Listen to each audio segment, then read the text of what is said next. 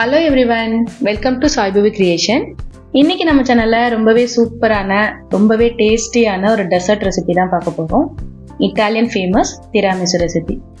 இதோட main ingredient எதுவுமே இல்லாமல் சிம்பிளான இன்க்ரீடியன்ட்ஸ் வச்சு வீட்லேயே எப்படி ஈஸியாக செய்யறதுன்னு பார்க்கலாம். ஃபஸ்ட்டு இதுக்கு நான் வந்து டைஜஸ்டிவ் பிஸ்கட்ஸ் எடுத்திருக்கேன். இதில் ஒரு ஆஃபை பவுடர் பண்ணி எடுத்துக்கோங்க. ஒரு மிக்சிங் பவுலில் 1 கப் அளவுக்கு ஃப்ரெஷ் க்ரீம் சேர்த்துக்கலாம். ஃப்ரெஷ் க்ரீமை பீட் பண்ணுறதுக்கு ஒரு 1/2 அன் ஹவர் முன்னாடி ஃப்ரீஸ் பண்ணி வச்சுக்கோங்க. இது கூட ஒரு 1/4 கப் அளவுக்கு கண்டென்ஸ்டு மில்க் சேர்த்துக்கலாம். இது ரெண்டுத்தையும் நல்லா பீட் பண்ணி எடுத்துக்கோங்க.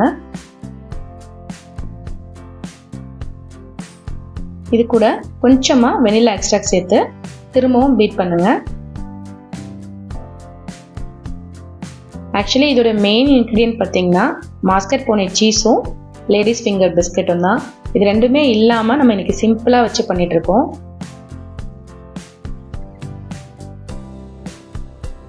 க்ரீம் ரெடி ஆகிடுச்சு.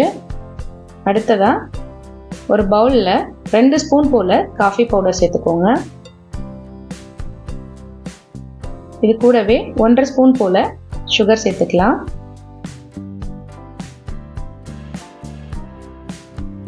இப்போ நல்லா கொதிக்க வச்ச ஹாட் வாட்டர் சேர்த்துக்கலாம்.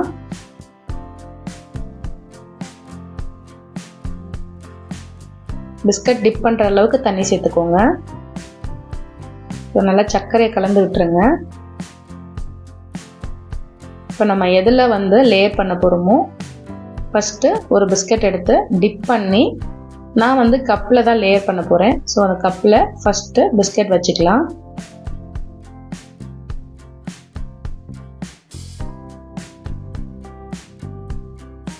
அடுத்ததாக நம்ம பவுடர் பண்ணி வச்சுருக்க பிஸ்கட் பவுடர் இருக்கு இல்லைங்களா, அதை சேர்த்துக்கலாம். ஒரு லேயர் பிஸ்கட்டு, ஒரு லேயர் க்ரீம்.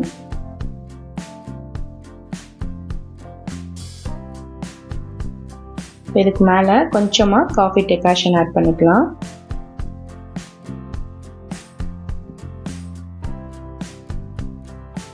அடுத்ததாக நம்ம ரெடி பண்ணி வச்சுருக்க க்ரீமை சேர்த்துப்போம்.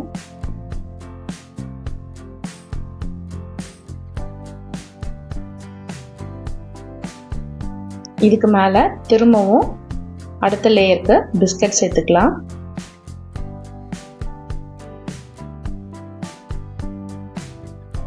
உங்கள் விருப்பம் போல் உங்களுக்கு என்ன பிஸ்கட் வேணுமோ அந்த பிஸ்கட் யூஸ் பண்ணிக்கலாம். இதுக்கு மேலே அடுத்த கோட்டிங்க்கு நான் வந்து பிஸ்கட் பவுடர் யூஸ் பண்ணுறேன். இல்லை பிஸ்கட் பவுடராக வேண்டாம் அப்படின்னா ஒரு லேயர் க்ரீம், ஒரு லேயர் பிஸ்கட் வந்து பிஸ்கட் 2 லேயராக கூட வச்சுட்டு அதுக்கு அடுத்ததாக நீங்கள் வந்து க்ரீம் சேர்த்துக்கலாம்.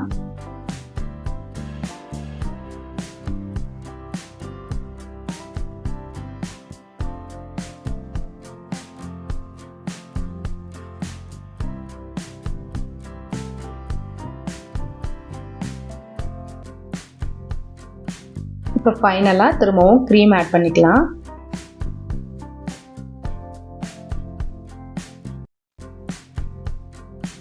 நல்லா ஈவனாக ஸ்ப்ரெட் பண்ணி விட்டுருங்க.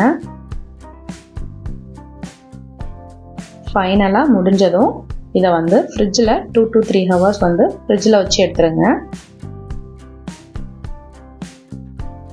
இப்போ நம்ம இதை வந்து ரெஃப்ரிஜரேட் பண்ணதுக்கப்புறம் எடுத்து இதுக்கு மேலே கொக்கோ பவுடரை டஸ்ட் பண்ணி விட்டுக்கலாம். சூப்பரான டேஸ்டியான டெசர்ட் ரெடி ஆயிடுச்சு. சிம்பிளான இன்க்ரீடியன்ட்ஸ் வச்சு ஹோம்மேட் திராமிசு ரெசிபி ரெடி ஆயிடுச்சு. நீங்களும் கண்டிப்பாக செஞ்சு பாருங்கள். டேஸ்ட் ரொம்பவே நல்லா இருந்தது. ஒவ்வொரு வாயும் சாப்பிடும்போது அவ்வளோ சூப்பராக இருந்துச்சு. டேஸ்ட் பண்ணிவிட்டு மறக்காமல் ரெசிபி எப்படி இருந்துச்சுன்னு கமெண்ட் பண்ணி சொல்லுங்கள். வீடியோ பிடிச்சிருந்தா லைக் பண்ணுங்கள். மறக்காமல் சேனலை சப்ஸ்கிரைப் பண்ணிக்கோங்க. தேங்க்யூ ஃபார் வாட்சிங்.